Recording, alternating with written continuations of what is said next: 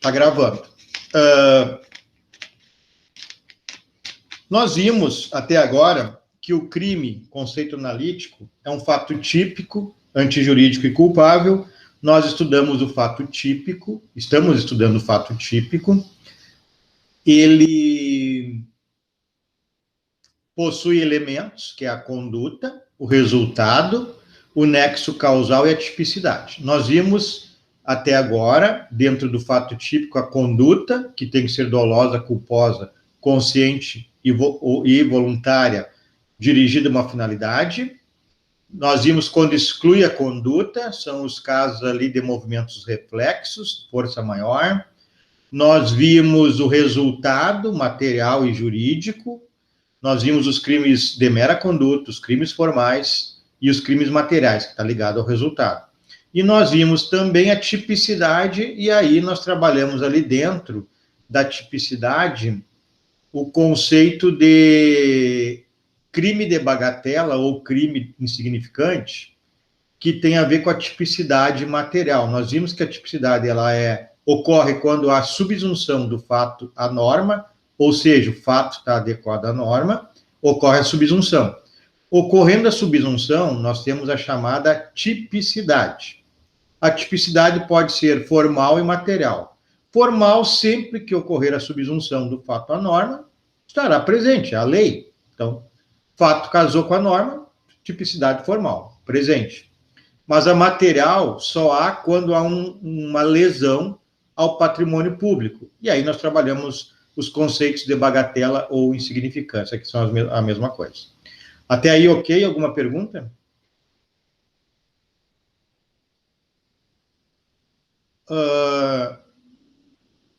Dentro da tipicidade, nós temos também um chamado princípio da adequação social, que eu não havia falado. Por exemplo, pessoal, quando existe um crime no Código Penal, deixa eu achar ele aqui, vou abrir o Código Penal. Esse é chamado princípio da adequação social, quando se entende que artigo 229 do Código Penal, manter por conta própria de terceiro estabelecimento em que ocorra exploração sexual, haja ou não intuito de lucro ou mediação direta do proprietário ou gerente. Bom, pelo princípio da adequação social, manter caso de prostituição, artigo 229 do Código Penal, não é mais crime. Então, neste caso, se vocês abrirem a jurisprudência do TJRS e do STJ, vocês vão ver inúmeras decisões de que a polícia, o Ministério Público, o juízo de primeiro grau condena o indivíduo que é proprietário de uma casa de prostituição. Chega no STJ, com base no princípio da adequação social, o TJ diz que não é crime essa conduta do artigo 229. Então, ela está no Código Penal, mas nem sempre ela é utilizada. TJ entende que não há esse crime mais. Por quê? Adequação social. Todo mundo, toda a sociedade sabe que existem casas de prostituição, muitas pessoas frequentam, próprios responsáveis pela fiscalização eventualmente frequentam,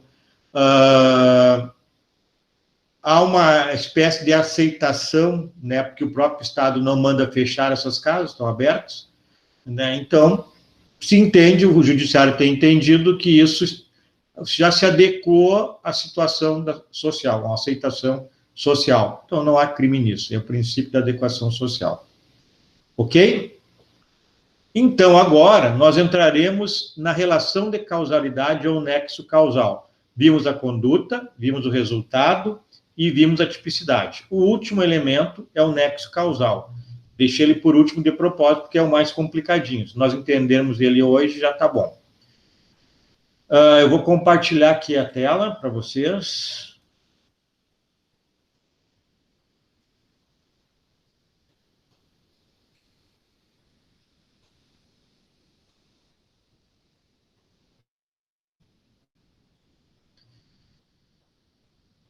Bom, alguém precisa me falar se está lendo aí o slide relação de causalidade.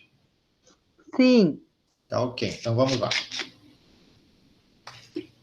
A relação de causalidade, então, é a ligação entre a conduta e o resultado. Esse nexo causal, ou relação de causalidade, o artigo 13 do Código Penal define essa situação. Quem tiver Código Penal comentado pode ler esse artigo 13. Ele determina uma leitura bem chata, mas é como foi redigida. Então, se eu tenho um resultado, para mim saber quem é o autor, eu vou me utilizar desta relação de causalidade ou nexo de causalidade. Então, é o que liga o resultado de um fato, uma morte, por exemplo, ao praticante dessa conduta. Isso é chamado de nexo causal. É o elo de ligação, então, entre a conduta, quem praticou a conduta, e o resultado. Então, é o meio para descobrir o resultado, né?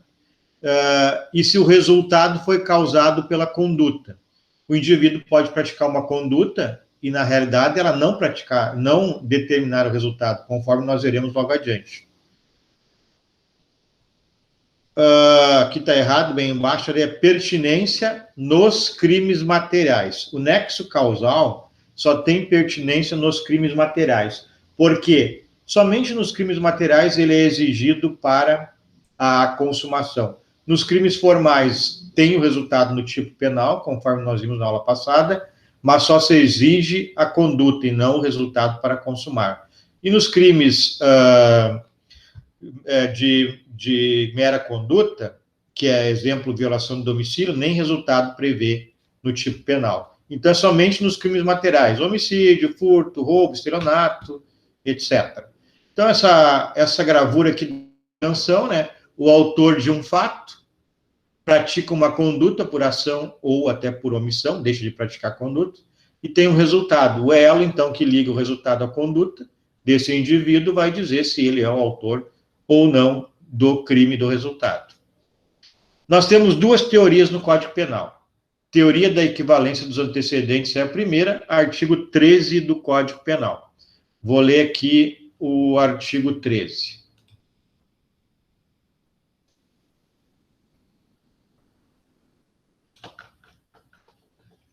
13. O resultado de que depende a existência do crime, o resultado de que depende a existência do crime. Eu recebi uma mensagem aqui, vocês estão vendo também o Código Penal aí?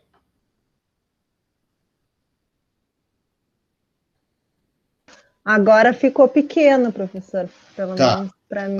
Não, mas eu aumentei a tela, aumentou. Eu estou com o código aberto aqui também, o meu, eu estou acompanhando. Então, diz o artigo 13. O resultado de que depende a existência do crime somente é imputável a quem lhe deu causa. Resultado, para ter um crime, tem que ter um resultado. E ele é imputável a quem deu causa a essa conduta, a esse resultado.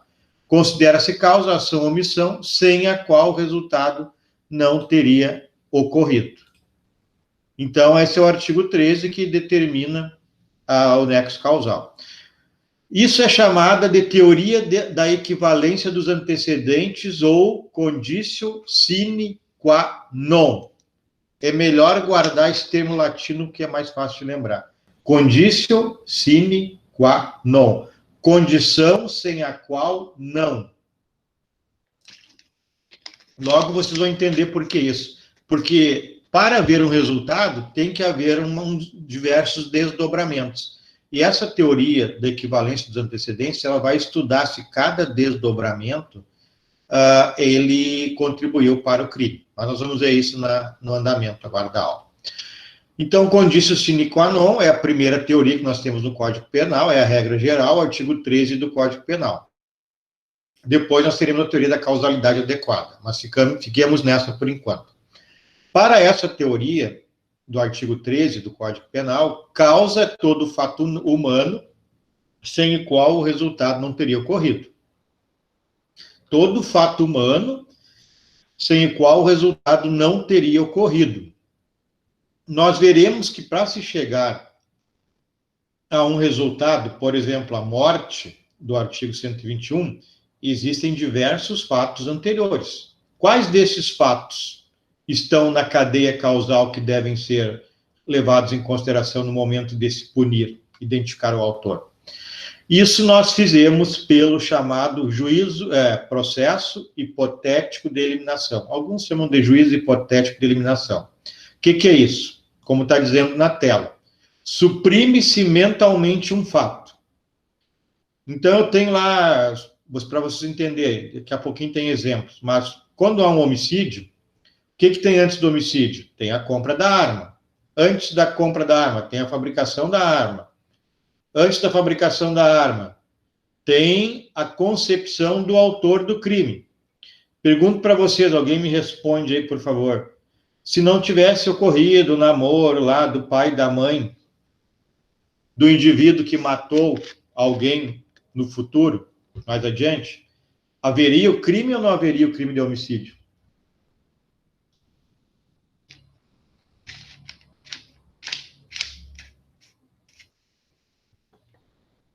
Se não houvesse a concepção do matador, haveria ou não haveria o homicídio?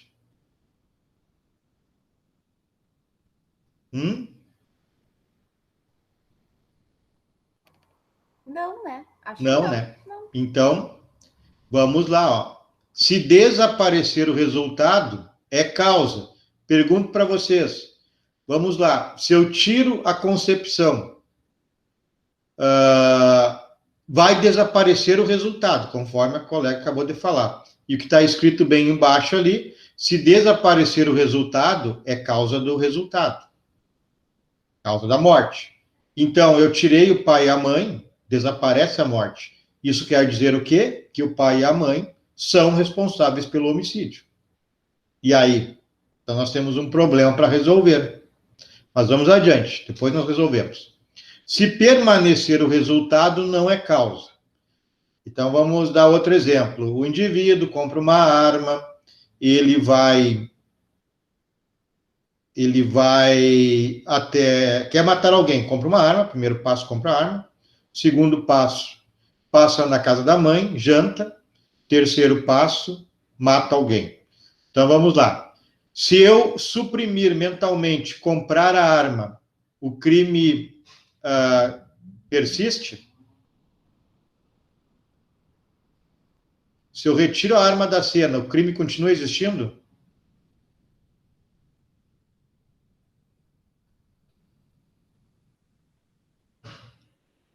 Repete, por favor, professor. O indivíduo compra uma arma, o indivíduo quer matar alguém, compra uma arma, vai até a casa da mãe, janta com ela, sai da janta, vai na rua e mata uma pessoa que ele queria matar. Se eu retirar a arma da cena, da relação causal, o crime continua existindo ou desaparece? O crime continua existindo porque tu matou alguém, só que não tem a prova do crime, que é a arma, Não, eu acho, né? Deixa eu refazer a pergunta. Se eu suprimir mentalmente a existência dessa arma, dizer que essa arma não foi comprada, o crime continua existindo ou não?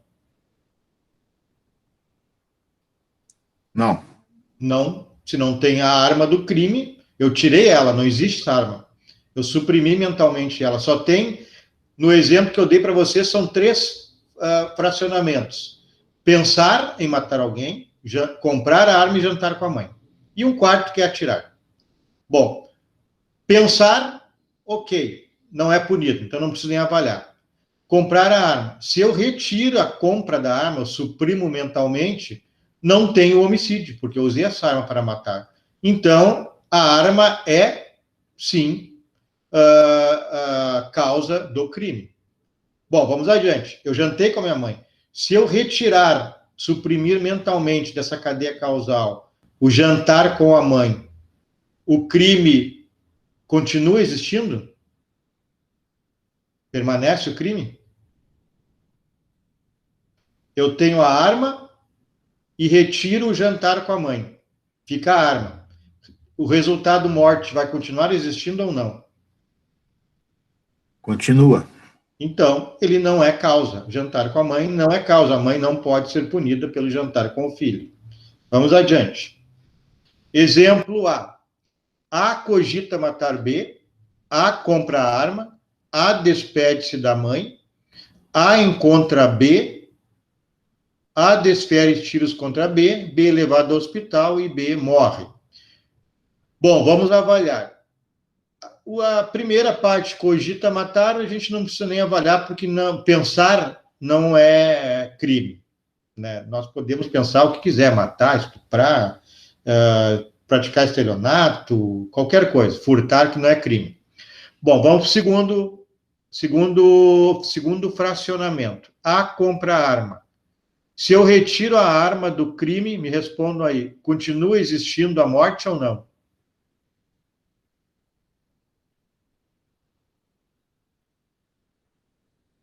Se eu retiro a arma, suprimo mentalmente, a morte continua existindo ou não?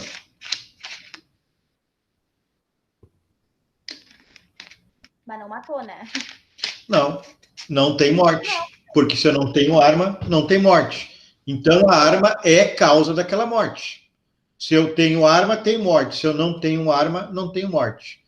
Suprimir mentalmente a compra da arma, não tem crime. Então ela é causa daquele crime. Para ter aquele crime, tem que ter essa arma na cena. A arma seria uma causa. É uma causa da consequência, do resultado. Vamos ver outro exemplo agora. A despede-se da mãe. Apaguem despede-se da mãe. Eu retirei o despede-se da mãe. O crime continua existindo?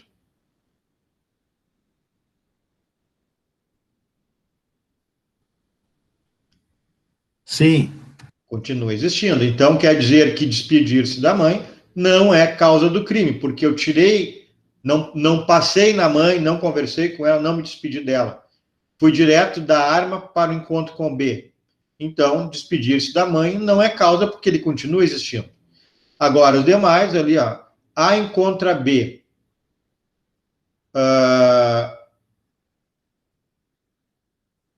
Se o A encontrar o B, se eu retirar o encontro, não haverá crime. Então, o encontro também é causa.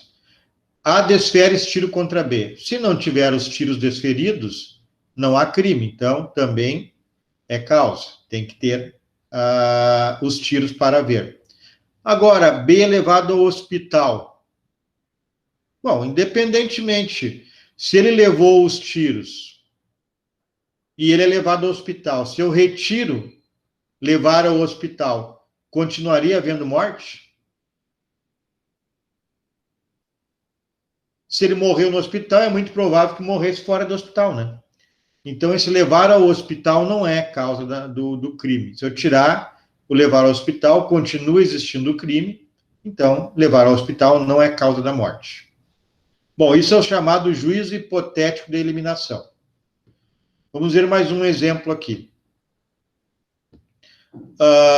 Produção do revólver pela indústria. 2, aquisição da arma pelo comerciante. 3, compra do revólver pelo agente. 4, refeição tomada pelo homicida. 5, emboscada. 6, disparo de projéteis na vítima. 7, morte da vítima. Então, me respondam, vamos fazer um a um. Item 1. Produzido, teria aquela morte?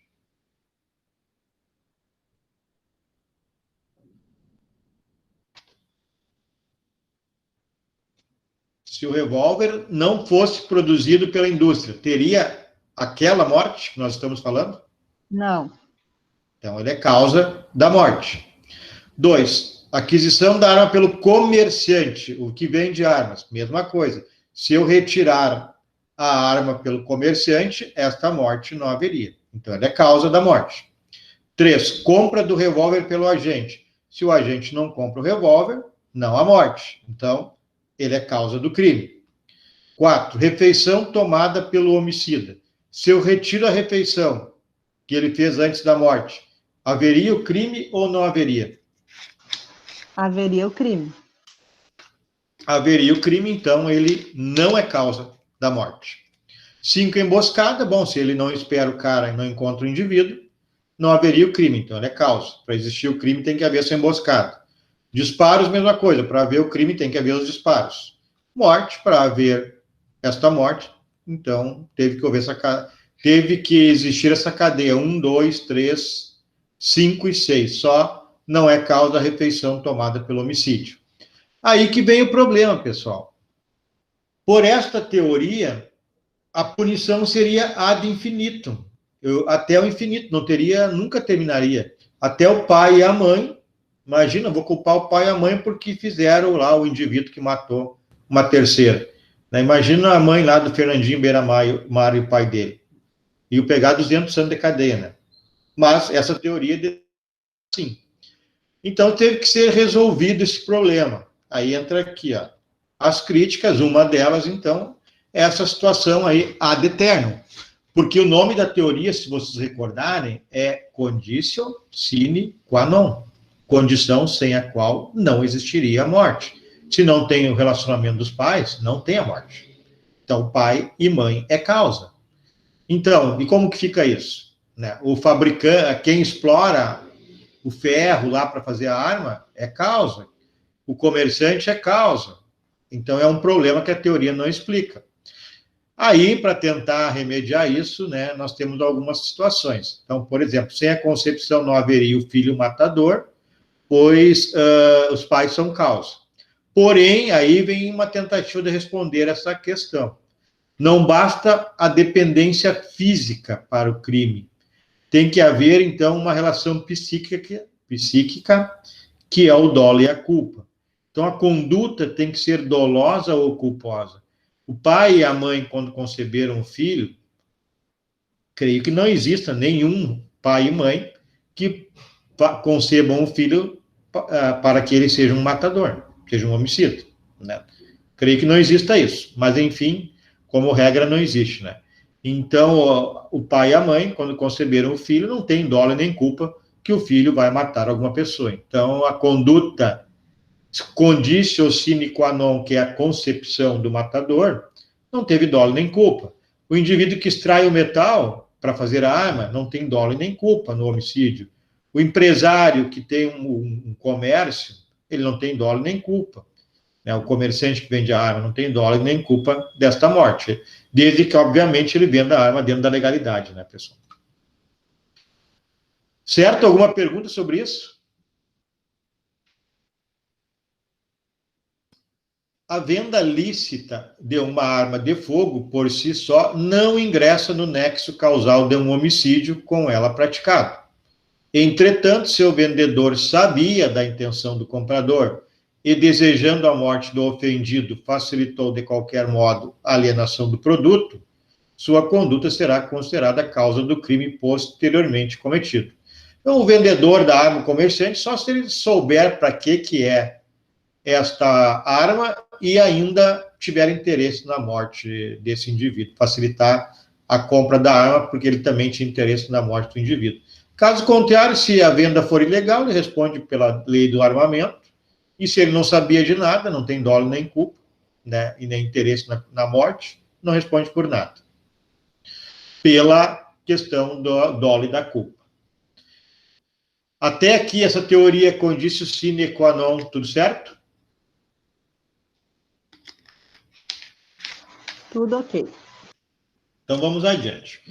Essa é a teoria geral do nosso Código Penal. O 13, parágrafo 1º, ele traz a chamada teoria da causalidade adequada, que quer dizer o quê? Que não basta contribuir de qualquer modo para o resultado. A contribuição tem que ser eficaz. Né? Então, vamos ler aqui o 13, parágrafo 1º. Parágrafo 1º. A superveniência de causa relativamente independente exclui a imputação quando por si só produziu o resultado. Os fatos anteriores, entretanto, imputam a quem os praticou. Bom, é difícil de entender lendo esse artigo. A superveniência de causa relativamente independente exclui a imputação quando, se nós formos ler, a segunda palavra é superveniência, quer dizer que é algo que vem depois, superveniente, que não é a mesma conduta do agente. Então, aqui eu tenho que trabalhar com duas causas, duas condutas, na geração de um resultado. Então, essa teoria, ela, no parágrafo 1º, a superveniência de causa relativamente independente exclui a imputação quando, por si só, produziu o resultado. Então, vamos voltar lá para os slides.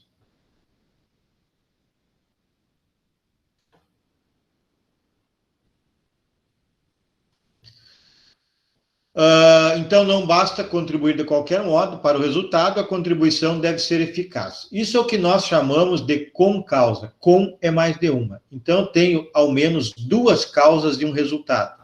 Só que eu preciso saber se a causa A e a causa B contribuíram adequadamente para o resultado. Então, eu tenho uma morte e eu tenho duas causas. Eu tenho envenenamento e tiro. As duas contribuíram para a morte? Ou uma não foi eficaz? Eu tenho que saber isso. Então, isso são as chamadas concausas. Vamos adiante. Então, concausa é igual à convergência de uma causa externa à vontade do autor da conduta. Então, o autor da conduta pratica a sua conduta, mas surge uma outra causa exterior à vontade dele. E aí nós teremos que estudar qual é a contribuição desta segunda causa para o resultado. Posiciona-se, então, paralelamente ao comportamento. Eu tenho aqui duas categorias dessas concausas, dependentes e independentes. As dependentes são aquelas, então, que emanam da conduta do agente, se inserem no curso normal do desenvolvimento causal. Existe dependência entre os acontecimentos. Isso é o comum de um crime. Então, exemplo, morte por infecção decorrente de internação por um tiro. O indivíduo é internado por um tiro e vem a morrer por infecção hospitalar. Isso é um processo que até certo ponto é normal. Pode ocorrer uma infecção dentro do hospital, o indivíduo vai responder pelo homicídio. Na realidade, o causador da morte, né, foi o tiro, o homicídio. Então, é crime de homicídio. Isso, então, a conduta do agente foi dar o tiro, e o resultado, em virtude desse tiro, mesmo que tenha sido infecção hospitalar, é em decorrência do tiro.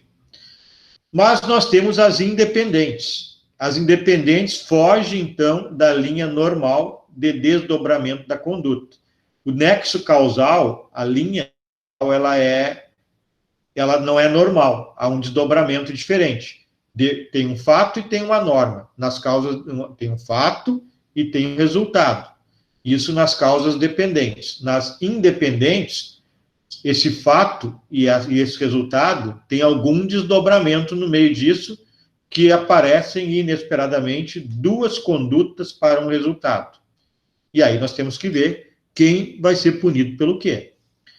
Então, o aparecimento inesperado pode produzir por si só o resultado, ou não. E a natureza das causas independentes é absoluta ou relativa. Isso que nós vamos estudar agora, as causas independentes, absolutas ou relativas. Absolutamente independente. Causa absolutamente independente. Não se origina da conduta do agente. Eu tenho duas causas. Uma do agente e outra que surgiu. Elas produzem, que está errado, produzem por si só o resultado. Então, por quê, pessoal? Agora tem que ligar. Ó. Causa absolutamente independente. Só um minutinho. Oi. Deu.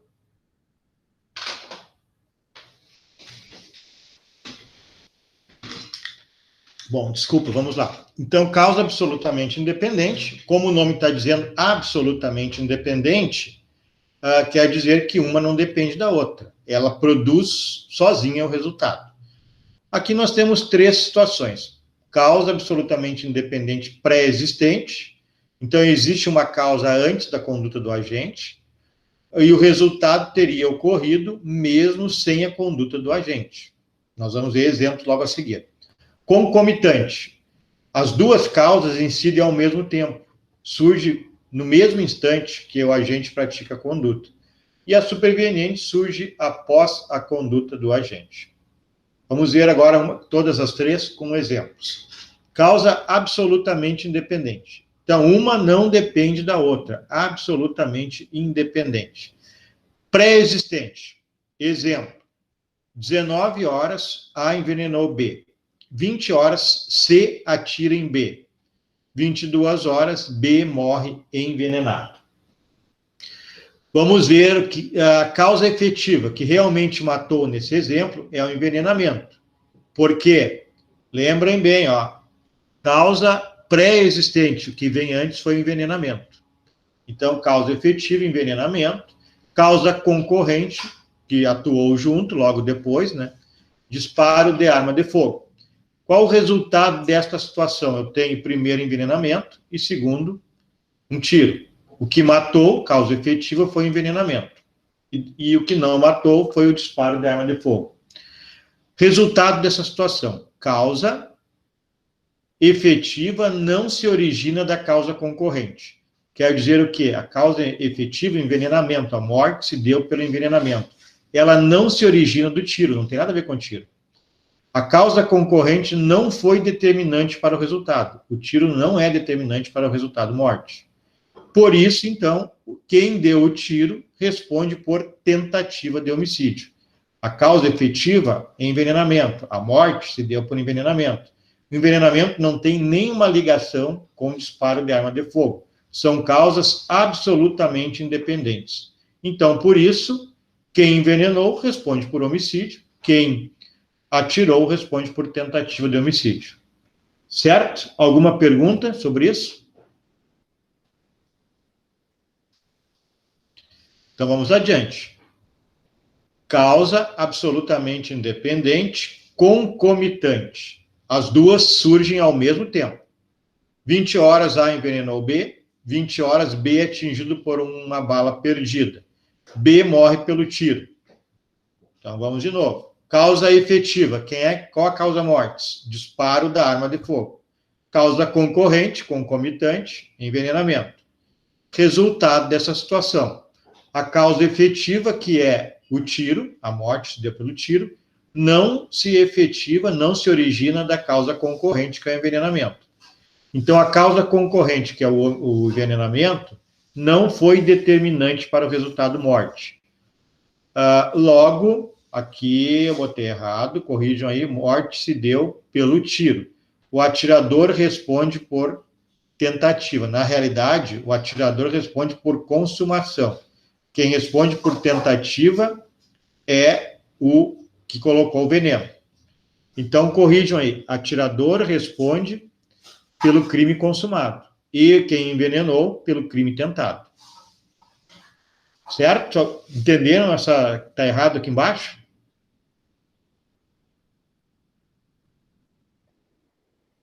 Repetir mais uma vez.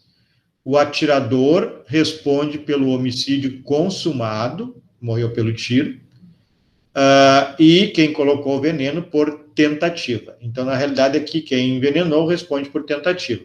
Quem atirou por homicídio. Ok? Nenhuma pergunta?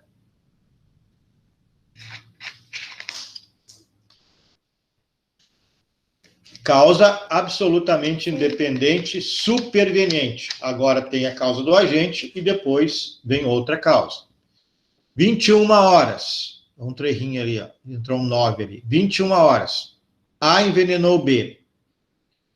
20 horas. Na realidade é 19 horas. A envenenou B. 20 horas cai lustre na cabeça de B. B morre, aqui ficou errado, pelo tiro. Na realidade, B morre pelo traumatismo craniano. Isso aqui está errado. Depois eu corrijo. Então, vamos, quem quiser anotar aí. 19 horas, A envenenou B. 20 horas, cai lustre na cabeça de B. 22 horas, B morre por traumatismo craniano. Então, o B não morreu pelo envenenamento, morreu pela queda da peça na sua cabeça. Causa efetiva, traumatismo craniano. Causa concorrente, envenenamento. Resultado dessa situação: a causa efetiva, que é o traumatismo craniano, não se efetiva da causa concorrente, que é o envenenamento. O resultado, então, não pode ser imputado à causa concorrente. Então, nessa situação, o atirador vai responder pela tentativa e o lustre aí vai ter que ver se existe alguma responsabilidade ou não, né? Mas o atirador responde pela tentativa. Ok? Perguntas? Então, Mas vamos nesse aqui. caso não tinha tirador, né, professor? Era Não, envenenamento e... O veneno, desculpa, envenenamento. Na realidade, é veneno às 19 e 20 horas cai lustre. Então, nós temos aqui que o indivíduo que colocou o veneno responde por tentativa. E, em princípio, não tem nenhuma responsabilização pela morte, pela queda do lustre, a não ser que tenha alguma situação aí que não está no exemplo. Depois eu vou consertar esse slide e eu coloco lá na página para vocês. Mas, então, revendo aqui, né, causa efetiva, traumatismo, causa concorrente, envenenamento. Então, o indivíduo que colocou o veneno responde por tentativa. Certo? Alguma pergunta?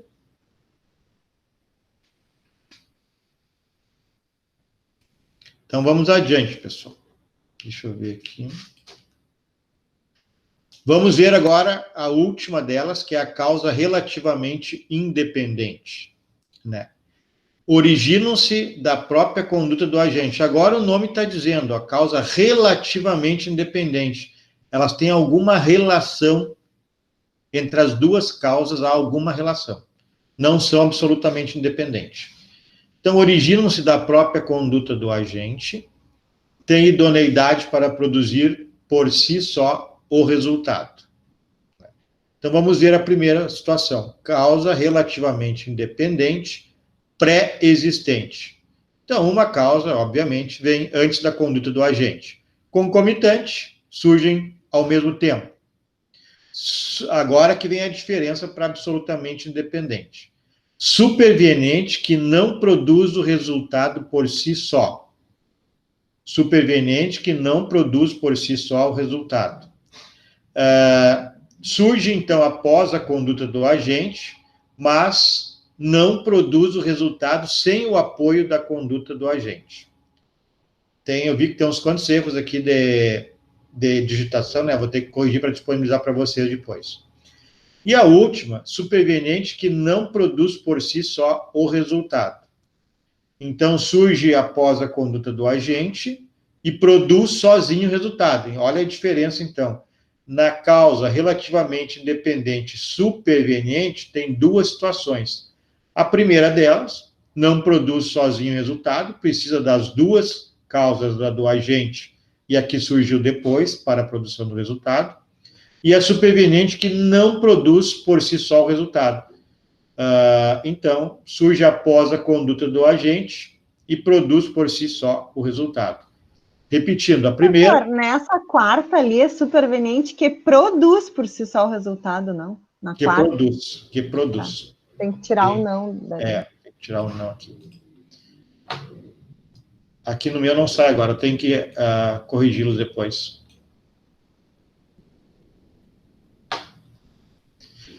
Então, vamos repetir, para não ficar com dúvida. Nas causas supervenientes, existe aqui não produz por si só o resultado e aqui produz por si só o resultado. Aqui não produz por si só o resultado, precisa do apoio da conduta do agente. Aqui produz por si só o resultado, ela produz sozinho o resultado, não precisa do apoio da causa do agente. Causa relativamente independente, pré-existente. Exemplo, A golpeia a faca, o B, na realidade, né? Aqui teria que ser B também, ó. B é hemofílico. B morre em razão da doença. Depois eu vou corrigir esses slides, eu vou disponibilizar para vocês. Então, A golpeia a faca, o B, ele é hemofílico, que é uma doença que não coagula o sangue, o B morre em razão da doença. Causa efetiva, hemofilia, não coagula o sangue. A faca ali foi um de raspão, ele não morreu pela faca e morreu porque não coagulou o sangue. A causa concorrente, na realidade aqui está errado também, é a faca, né? Golpeia a faca. Resultado disso, causa efetiva origina-se da causa concorrente. Ou seja, a causa efetiva, hemofilia, doença, não coagula o sangue. Causa concorrente, a facada. Então, a causa efetiva que é a hemofilia, resulta do apoio da causa concorrente, que é a facada. B responde por homicídio consumado. Na realidade, é o A, né, que responde por homicídio consumado. O A golpeou a faca, o B é hemofílico e morre, porque não coagula o sangue. Então, o A vai responder pelo homicídio, mesmo que a facada dele tenha sido leve. Mas a morte veio pela hemofilia e está ligada a essa facada. Ok? Eu vou fazer essas correções que aqui do que ficou errado e passo para vocês depois. Causa relativamente independente concomitante. Ao mesmo tempo, as duas causas. A atira em B, B morre de ataque cardíaco pelo susto do tiro. Então, a morte não se deu pelo tiro. Causa efetiva, ataque cardíaco. Causa concorrente, tiro. Qual o resultado disso? Vamos lá. Causa efetiva, ataque cardíaco, origina-se da causa concorrente, que é do tiro e do susto. Resultado pode ser imputado à causa concorrente, né? Que é o tiro. O ataque cardíaco só existiu pelo susto e em virtude do tiro. Então, o A vai responder por homicídio consumado. O tiro não matou, mas provocou o susto, que provocou o ataque cardíaco, que provocou o resultado morte. Certo essa aqui?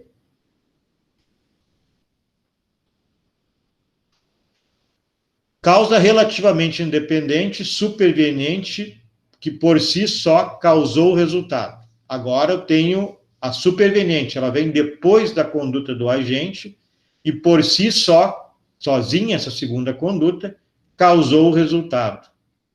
19 horas, A atira em B. 19h15, B conduzido de ambulância ao hospital. 19h30, ocorre acidente de trânsito e B morre em virtude do acidente, traumatismo craniano. Então, vejam que o tiro não se deu a morte não se deu pelo tiro. Olhem bem, prestem bem atenção no que diz no final lá do título. Causa relativamente independente, superveniente, agora, por si só causou o resultado. Isso é importante vocês guardarem. A segunda causa, a superveniente, causou por si só o resultado. Causa efetiva, traumatismo craniano. Causa concorrente, tiro. Resultado, a causa efetiva, que é o traumatismo craniano, origina-se da causa concorrente. Porém, rompe-se a linha causal normal. Então, a causa efetiva, traumatismo, ela foi originada porque houve um tiro e o indivíduo foi para a ambulância. Mas há um rompimento do nexo causal normal. Por isso, o A que deu o tiro não responde pela morte desse indivíduo que morreu por traumatismo craniano. Por quê, pessoal? Há um rompimento do nexo causal normal, da linha causal normal. Qual seria a linha causal normal? Tiro, ambulância, hospital e morte. Mas não houve isso. Houve um rompimento. Houve tiro, ambulância e morte por traumatismo craniano. Nada a ver com o tiro. Então, entende, por opção do legislador, como essa causa, segunda causa, produziu sozinha o resultado, o indivíduo que deu o tiro vai responder por tentativa e não por homicídio consumado. Entenderam isso? Ou ficaram na dúvida? Sim. Causa relativamente independente, superveniente, por si só, não causou o resultado. Agora, uma precisa do apoio da outra para o resultado. 19 horas, A atira em B. 19h15, B é submetido à cirurgia. B morre por imperícia médica. Bom, não haveria essa imperícia médica, que é algo que pode ocorrer num procedimento hospitalar, se não houvesse o tiro. Então, causa efetiva, imperícia médica. Causa concorrente, o tiro. Resultado disso, a causa efetiva, que é a morte pela imperícia do médico, origina-se da causa concorrente, que é o tiro. O curso causal é previsível. Aqui está a diferença, pessoal, entre a anterior, que por si só causou o resultado, né? Não é previsível o resultado morte por traumatismo craniano após um tiro, e a segunda questão, que é a superveniente, que por si só não causou resultado. Aqui há uma previsão do nexo causal como normal. Tiro, ambulância, hospital e morte por imperícia médica. Isso pode ocorrer, não é totalmente anormal. Então, neste caso, o A responde pelo homicídio consumado, que é quem deu o tiro. A grande questão aqui é lembrar da linha causal previsível. Quem leva um tiro, é previsível que ele possa morrer no hospital por infecção hospitalar, por imperícia do médico, né? É possível. Agora, quem leva um tiro e vai indo para o hospital e morre por traumatismo craniano, quebra a linha causal, né? E aí responde por tentativa somente. E quem, no caso aqui do segundo exemplo, do tiro e da imperícia, responde por homicídio consumado. Professor, eu tenho uma pergunta. O autor do tiro responde pelo homicídio consumado e o médico responde por imperícia médica? O que o médico responde? Responde por crime culposo. Isso aí. Homicídio culposo. E lá o da ambulância, o causador do acidente, se existir, responde também por homicídio culposo. O médico também responde Sim, por culposo. homicídio? Em princípio, em perito, é homicídio culposo. Então, quem atirou responde por homicídio consumado, doloso, e o médico também vai responder por um homicídio culposo. E no caso da ambulância, quem atirou responde por tentativa de homicídio doloso, e quem se envolveu no acidente, causou o acidente, responde por homicídio culposo de trânsito. Certo? Bom, eu vou corrigir estas 2 ou 3 lâminas aqui que ficaram erradas, a digitação, e a outra ficou errada, a palavra não, para disponibilizar de novo para vocês. Então, aqui eu escrevi alguma coisa aqui. O fato de a vítima ter falecido no hospital em decorrência das lesões sofridas, ainda que se alegue eventual omissão no atendimento médico, encontra-se inserido no desdobramento físico do ato de atentar contra a vida da vítima, não o caracterizando constrangimento ilegal, responsabilização criminal por homicídio consumado. É que eu acabei de falar uma jurisprudência dizendo que a imperícia médica ela está dentro de uma certa previsibilidade. Não há uma quebra do nexo causal, por isso há o homicídio consumado pelo autor do tiro. Mesmo que ele não fosse morrer pelo tiro, mas acabou morrendo pela imperícia médica. Nós temos aqui, eu botei uma coisa para vocês responderem: classifique causa relativamente independente, superveniente, que não produziu por si só o resultado.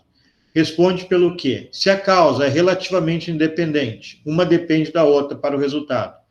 Na superveniente há uma diferença. Quando não produziu por si só o resultado, né, responde, então, o indivíduo por tentativa de homicídio, porque ele não produziu sozinho o resultado, né? Certo? Alguma pergunta, pessoal? Não. Aqui, não produziu por si só o resultado. A pergunta é: responde por homicídio tentado ou consumado? Olhem a lâmina. Mas nesse caso, o autor do tiro? Isso, o autor do tiro. Não produziu por si só superveniente. Tentado? Por si só não causou o resultado. Olha só, causa relativamente independente, superveniente, que não produziu sozinha o resultado. Então, a causa anterior do agente, o agente responde por homicídio consumado ou tentado? Está aí a lâmina na tela. Causa relativamente independente, superveniente, por si só, não causou o resultado. Se não causou sozinho o resultado, pessoal, responde por consumado. Precisa as duas se unirem para praticar. 19 horas, exemplo, A tira em B, 19h15, é submetido à cirurgia, e aí B morre pela imperícia médica. Então, o atirador vai responder pelo resultado, porque a segunda causa não foi sozinha. Então, a pergunta é, responde por homicídio tentado? Não, responde por consumado. No caso, o atirador responde por homicídio Consumado, porque... tentado.